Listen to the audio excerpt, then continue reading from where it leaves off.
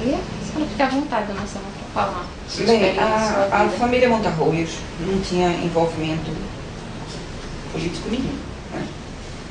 Inclusive, meu avô era muito para a direita. Apesar de trabalhar em 64, um pouco antes de 64, com Miguel Arraes, porque meu avô era fiscal de rendas do Estado, quando Miguel Arraes era da Fazenda, né? Esqueci o secretário da Fazenda, sei lá. Mas aí aconteceu que o meu irmão, o mais velho, Carlos Alberto Montarroios, começou se envolvendo sem que a gente soubesse. Aí de repente começou a aparecer gente lá em casa. Ele entrou para um movimento que era trotskista. E aí começou a aparecer Antônio Carlos, o irmão e esse pessoal todinho. E aí eu comecei a me envolver também, a achar importante, interessante essa coisa toda. E eles foram presos na época de Arraes por estarem à esquerda de Arraes. Certo? Então, o meu avô ficou revoltado com essa história e aí passou não a ser de esquerda, mas a apoiar o neto, entendeu?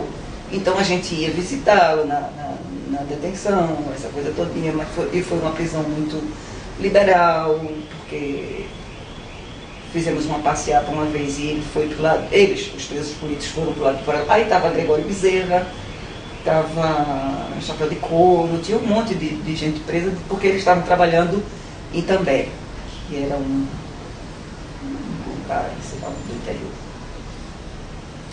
E numa dessas passeatas que a gente fez, pedindo a liberdade deles, exigimos a falar com eles, com os presos políticos. Eles foram para o lado de fora da detenção, fizeram um discurso, e depois a passeata terminou, a gente ia voltar, né, todo mundo voltando, e o meu irmão ia querer voltar, e eles não deixaram ele entrar. Quer dizer, se ele fosse outro, ele tinha fugido. Ele disse: eu sou preso político, eu quero entrar, eu estou preso aí, não queriam deixar ele entrar, né? Mas ele não ia se aproveitar dessa situação, porque, aliás, se aproveitou, mas em outro sentido, né? Ele não ia fugir para perder a oportunidade de lá dentro estar fazendo também um movimento. Bom, então eu fui, aí ele foi solto, mas viajou, foi para São Paulo. E lá em São Paulo ele foi preso. E a minha irmã, você já deve ter visto aí o livro dela, Silvia Lúcia Viana Montarroios, vulgo Tatiana, que foi uma... ela teve pouco envolvimento, mas muito... como é que se diz assim? O envolvimento não valia tanta repercussão como eles deram. É só porque eles pensaram que, como ela era noiva de um chefe do movimento, ela tinha muito envolvimento, certo? Ela não tinha esse envolvimento todo, então ela foi muito torturada. E eu fui presa já depois que ela estava presa e que a gente não sabia onde ela estava. Teve intervenção de Dom Helder Câmara, de várias pessoas para saber onde ela estava. Os jornais começaram a dizer que ela estava sumida, essa coisa toda. Minha mãe teve problemas emocionais, psíquicos, essa coisa toda. Meu pai teve rebaixamento na Assembleia Legislativa, quer dizer, rebaixamento assim, ele não conseguiu, certo? E aí eu fui presa já no final de 64, numa época em que eles estavam tentando desmentir as torturas. Tanto que eu não fui torturada. Eu passei 3 dias na 2ª Companhia de Guarda, que agora é um ministério, sei lá, na Suassuna. Ali era um quartel, eu fui presa ali. Passei 3 dias ali e depois fui transferida pro RO de Albuses, lá ali em Olinda, né, Paulista, por ali. Sabe qual é? O 7º RO, 7º Regimento de Albuses. E lá eu passei 30 dias, então o total foram 33 dias presa. E lá nós ficamos muito... Eu fiquei junto com uma outra menina, que estava presa também na 2ª Companhia de Guarda, que era noiva do sargento da Aeronáutica, Jair Borim, que vocês devem ter também isso na história, e alguém já deve ter falado, inclusive o Antônio Carlos. E o Martinho e o Antônio Carlos estavam presos em outros locais. O Martinho estava preso junto no mesmo quartel, em outra cela, e quando fomos transferidas, a menina, Deia Dourado Matos, que era sobrinha de Ademar da Costa Carvalho, que era um político importante na época, era sobrinha da mulher dele, parece. Então ela exigiu, ela tinha feito por ser uma pessoa importante, tinha feito tinha uma influência assim sobre, já que eles estavam tentando assim, desmistificar a história, né? E disse que só sairia depois que visse o namorado, o noivo, Jair Borim. Aí eu fui junto com ela ver, e realmente eles estavam com o ouvido estourado, tinha sangue na cela, entendeu? Agora, eu realmente, particularmente, nunca fui torturada, mas a minha irmã foi muito torturada, foi ser viciada na frente do noivo várias vezes por soldados. E quando me botaram para eu falar com ela, eles queriam arrancar alguma coisa dela, porque ela já tinha perdido a razão, ela estava magérrima, não comia, tinha uma cama. Eles me levaram para vê-la, e tinha uma cama cheia de comida, e ela não comia pensando que iam dar veneno. Estava perturbada, porque se eles queriam que ela falasse, eles não iam dar veneno, né? Se quisessem matar, matariam de outro jeito. Estava tão perturbada que não me reconheceu. Aí, era um major de Naum, era o comandante do inquérito, né? E o capitão Bismarck.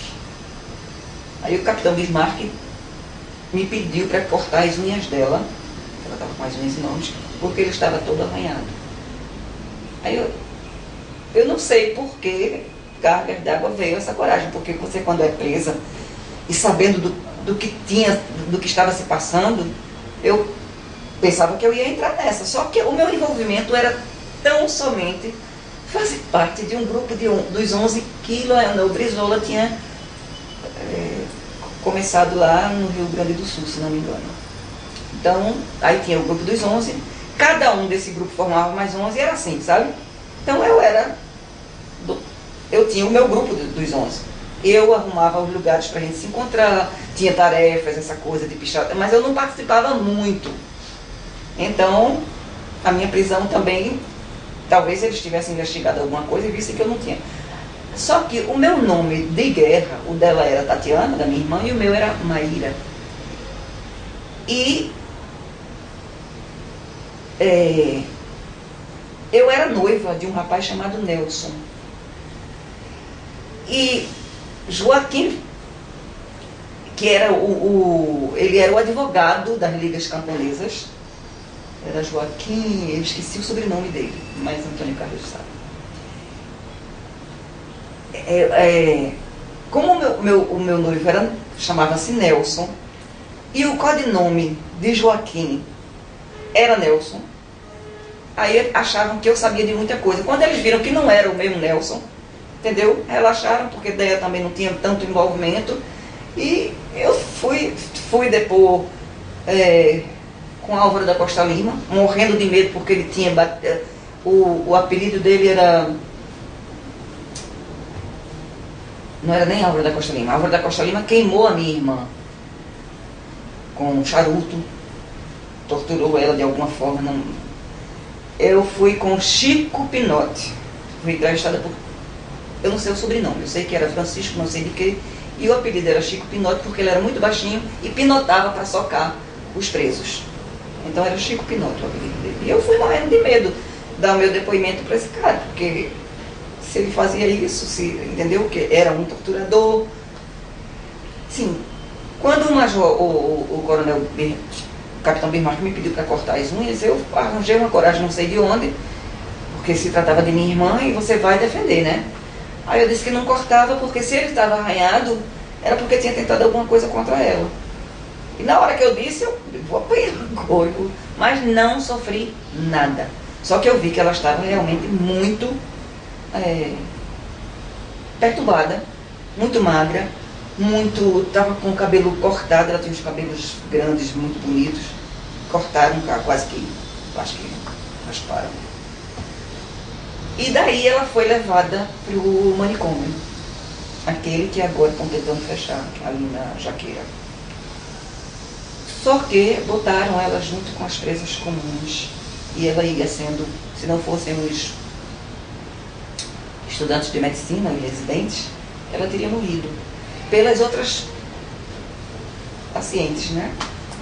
E aí pedimos a intervenção, quer dizer, meus pais, porque eu já estava presa, a intervenção de Dom Helder, para que ele conseguisse que ela fosse levada para outro. Ela ficou como uma paciente política, não ficou misturada com as presas, com as pacientes comuns. Então ela tinha uma certa regalia de atendimento médico, os estudantes tinham muito cuidado com ela, recebia visita, essa coisa todinha. E ela saiu no Natal. Eu estava presa desde 3 dias antes do final de novembro. E saí para romper ano em casa. Ela saiu pelo Natal, foi para casa. E lá a minha prisão, nesse quartel, foi muito liberal. Botaram televisão pra gente. Eu tenho até fotos numa rede, num terraço, eu ideia. Certo? Só que não queria que saísse isso porque eu teria que pedir permissão ao... Não, eu digo, não, sair as fotos, né? Porque eu teria que pedir permissão à pessoa que bateu a foto, que era um capitão lá na época, que subia toda vez, porque o CPOR estava de férias, então só ficava lá, muita gente tinha saído e ficavam lá. E esse pessoal gostava de conversar com as presas políticas, entendeu? Uns eram tão, assim, militarmente falando, carrancudos, que achavam que a gente era de alta periculosidade. E Joaquim, esse que tinha o código nominal, estava sendo solto nesse dia que a gente chegou. E a gente chegou e foi para a enfermaria. Quando eu acordei na enfermaria, tinha um bando de soldados lá, eu ideia, e aquele bando de homens. A gente já ficou com medo. Aí quando o Joaquim saiu, disse, olha, vocês vão ficar no meu quarto, já falei aí para vocês ficarem no meu quarto, que era um quarto com banheiro, uma suítezinha que os militares que moravam fora tinham para passar a semana, e final de semana iam para casa. Esse da gente era junto de um soldado, um tenente, eu acho, que morava em João Pessoa. Então ele ia para lá nos finais de semana. Eu fiz o meu tratamento dentário lá, com esse dentista. Ele mesmo foi que me disse, olha, eu estou com dor de dente, faça seu tratamento aqui, que o material é o melhor possível. Então eu aproveitei. O comandante, que foi morto, disseram que ele suicidou-se, mas a gente não sabe, era Ivan Lima de Oliveira. Era o comandante do 7º RO. E às vezes ele subia para visitar a gente, saber como é que andavam as presas, essa coisa todinha. Na hora que ele subia, eu estava toda arrumada, como se eu fosse sair de bolsa e tudo, para o dentista. Eu fazia graça. Quer dizer, porque o Joaquim, quando saiu, disse assim, não quis isso aqui. Assim, não tem valor nessa prisão. Então a gente teve um tratamento, não sei nem se eu posso falar isso, se vocês cortam depois. Pode falar o que quiser. Aí a gente teve um tratamento, a comida vinha dos oficiais, certo? Podia a gente pedir, se quisesse outra coisa, fora. A família mandava, ficava, tinha uma mesa cheia de regalias, tínhamos visita. Eu trabalhava nessa época na Paner do Brasil. Desde o gerente até os colegas, cada vez ia uma pessoa da minha família, eram 3 pessoas que podiam ir. Iam 2 pessoas da minha família e um do meu trabalho, porque todos eles fizeram questão de me visitar. Então, toda vez, dia de visita, tinha uma pessoa do meu trabalho. Quando eu fui solta, eu pensava que ia perder o meu emprego, mas fizeram uma festa, eu tenho um cartão da Paner, me congratulando pela minha volta, assinado por todos os funcionários do meu departamento, inclusive pelo gerente, que era o senhor Sagi, ele era, não é, meio francês. Só que, por conta também da ditadura, a Paner fechou, pouco tempo depois, em janeiro de 65. E muitos foram aproveitados na Varig, em outras companhias de aviação, que quando eu estava na Paner, a Varig me chamou várias vezes, porque eu era considerada, a mim só não, a outras, boa funcionária, e todo mundo da Varig tinha olho nas pessoas da Paner, certo? Aí quando eu fui para lá, fiquei um mês, e foi a minha ficha para o Sul, esperando, e eu fiquei um mês em observação, aprendendo essa coisa todinha, aprendendo como era o trabalho deles, porque eu sabia o trabalho, né? Mas lá, não. Como é que seguiu. Aí chegou a devolução do meu currículo de que como eu tinha tido envolvimento político, eu não podia ficar. Então, eu sofri muito, depois de solta, de que quando estava presa, certo? A minha, como é que se diz? O meu desgosto foi esse, porque depois eu não consegui nada. Aí quando a Paner fechou, 2 chefes meus abriram uma agência de turismo e me chamaram para trabalhar. Mas eles estavam começando, o salário era o mínimo possível, entendeu? Quer dizer, eu tive muitas perdas por conta da prisão. Que a prisão em si mesmo não foi, não me deu traumas assim, porque você nunca sabe numa prisão, o dia, às vezes chegavam de noite, de madrugada, 10 horas da noite, 1 hora da manhã, você se vista que vocês vão prestar depoimento. Esse, quando eu fui para falar com o Chico Pinotti, foi de madrugada. Aí você não sabe que tipo de argumento, que tipo de perguntas, que tipo de tratamento você vai ter, né? Então a gente ia com muito medo. Eu ideia. Cada um foi de uma vez, mas fui com medo. Mas depois eu tive uma perseguição muito grande. Tive a petulância de ir com a minha mãe falar com o Major de Naumann para que ele me desse uma carta dizendo que eu estava absolvida daquele envolvimento. Apesar de que eu fiquei respondendo o inquérito, né? Mas que é uma carta de recomendação, digamos assim, para empregos que eu não consegui. Teve um teste na Sudene que eu fiz, é aquele teste que é feito uma peneira, você vai passando. E o último, eu fiquei sem resposta. E disseram depois que eu não tinha sido aprovada no último teste. Depois a minha cunhada, depois eu comecei a namorar o meu ex-marido, e a irmã dele trabalhava na Sudene, e ela me disse que aí ela procurou saber por quê, e eu tinha passado muito bem, só que por conta desse envolvimento eu não, quer dizer... Isso foi em que período? Em que ano? A senhora lembra? O teste da Sudene? Sim. Eu fui solta em 64, mesmo no final do ano. 65 a Paner fechou. Não sei se 65 ou 66. Por aí. Eu fiz. No final de 65 ou foi 66? Eu sei que teve um teste da Sudene. Aí 69 foi quando eu vim saber através da minha cunhada. Ou foi antes? Aliás, depois de 66, não sei. Eu sei que em 69 foi quando eu me casei. E soube através dela, antes de me casar, que ainda estava namorando, que eu tinha passado. Então, eu fui muito perseguida nesse ponto, entendeu? Tive prejuízos financeiros, morais, né? Assim, porque tinha muita gente que virava o pescoço, porque eu tinha tido um envolvimento. Aí teve o meu julgamento, que eu fui declarada, eu não fui julgada à revelia, fiquei escondida, porque se eu fosse, o meu namorado na época me daria fuga, já estava tudo organizado, ele tinha sido da Paner também, então o meu grupinho da Paner já tinha organizado como era que eu ia sair daqui, se eu fosse condenada. Mas eu fui absolvida por 3 votos contra... Eu sei que foi um voto de Minerva, assim, sabe? Aí eu fui absolvida. Ele aí foi me dizer que eu tinha sido absolvida e eu voltei para o meu trabalho, que era no Boletim Cambial, que era uma firma, que o meu chefe ficou muito chateado porque eu não tinha avisado para ele. Imagina se eu vou dizer eu fui presa política num trabalho. Eu não disse nada para ele.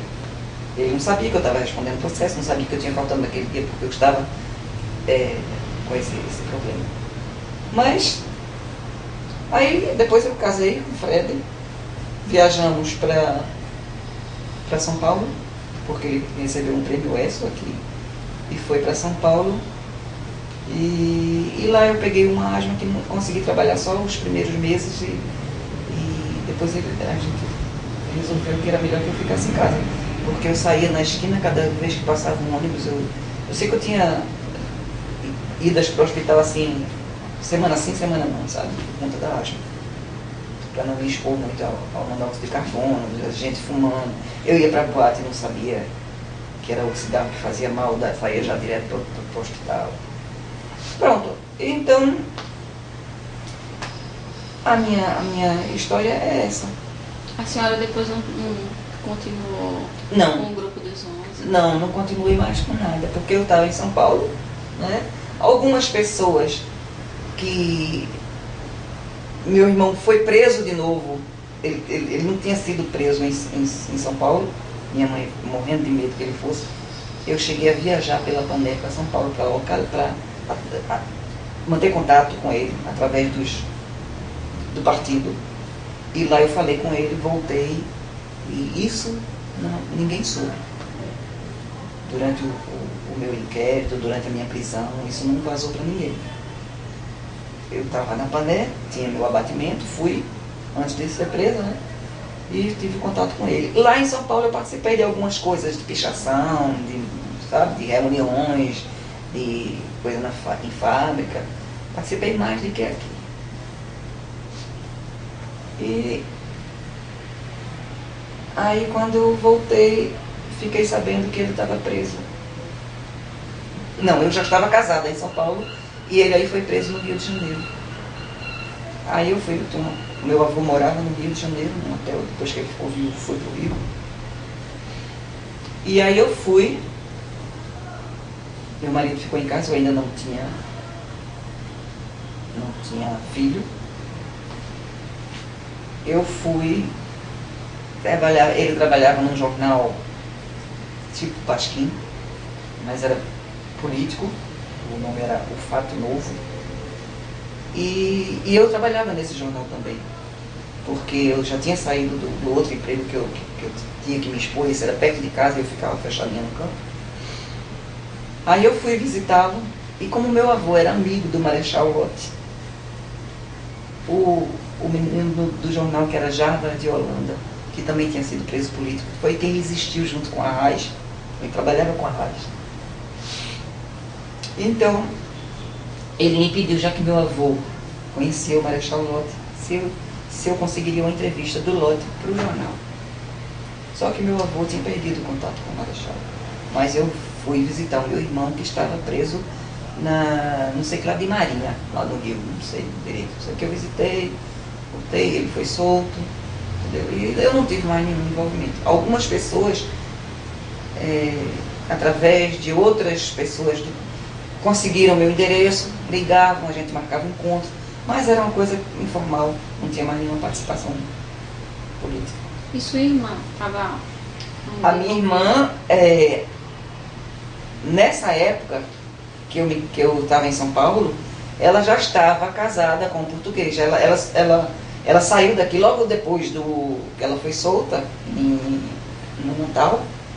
Esse pessoal, meus amigos da Pané, fizeram com que, e junto com o pessoal do partido, deram fuga a ela. E ela foi para o Rio, do Rio foi para o Uruguai, ficou na casa de gente do partido, que era Partido Operário Trotskista, Partido Operário Revolucionário Trotskista. E ela ficou na casa desse pessoal no Uruguai, depois voltou para o Rio, aí conheceu esse português E casaram e foram para Portugal. Mas antes parece que ele tinha um problema também político e foram se refugiar em Paris. O meu sobrinho mais velho, filho dela, nasceu em Paris. Só que lá em Paris ela foi tratada como,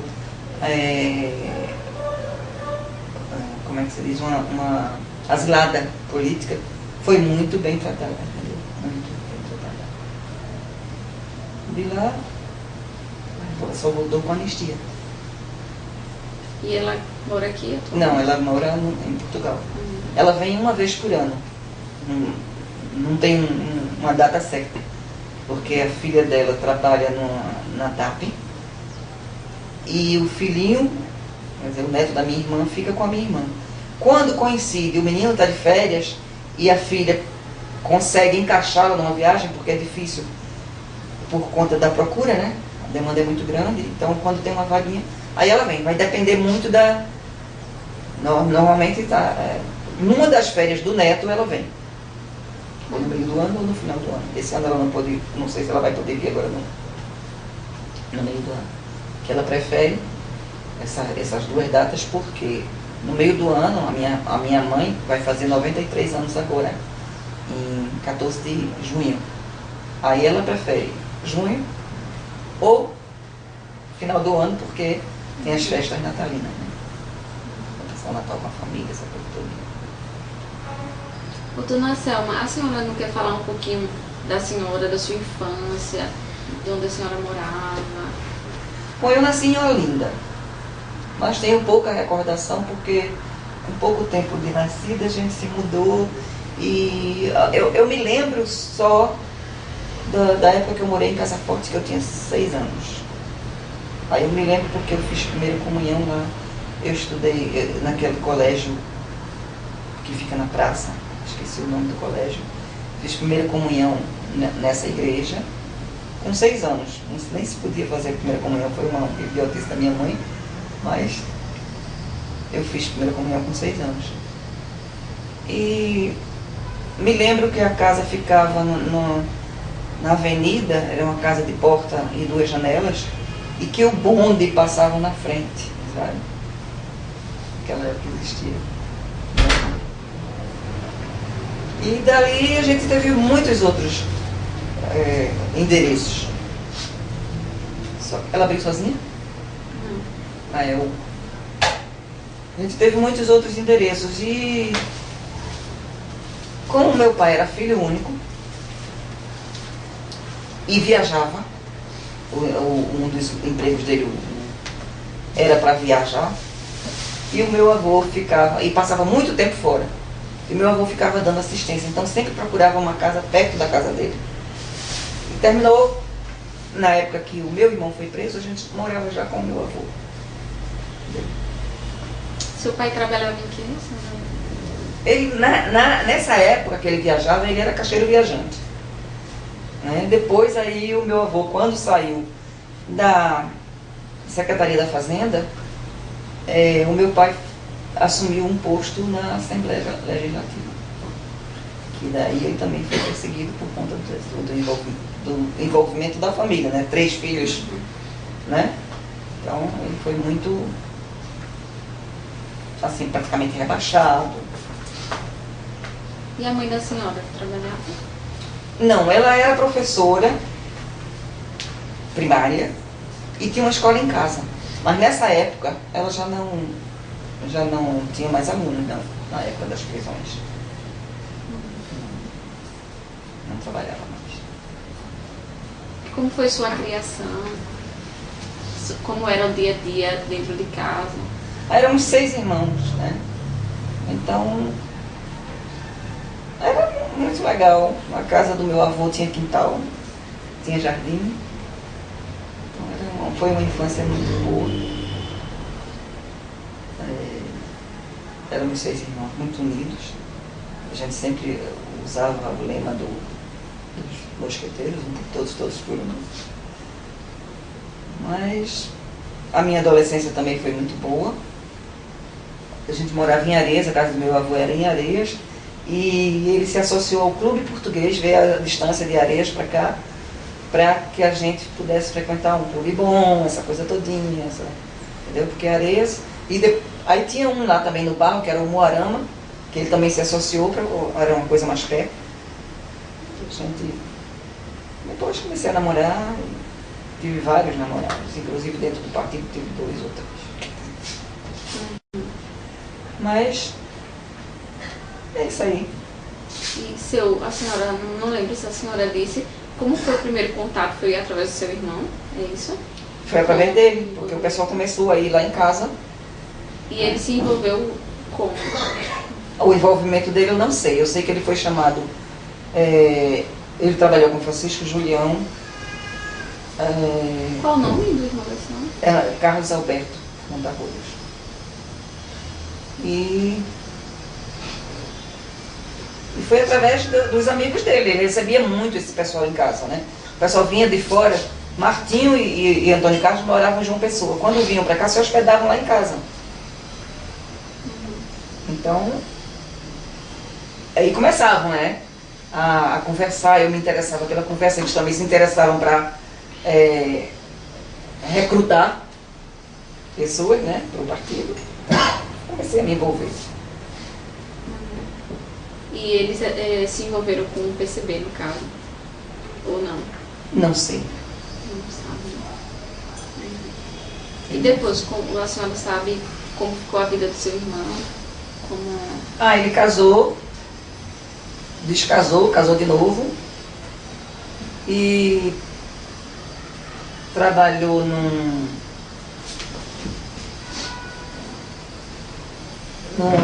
ligado ao governo aí, eu não sei qual.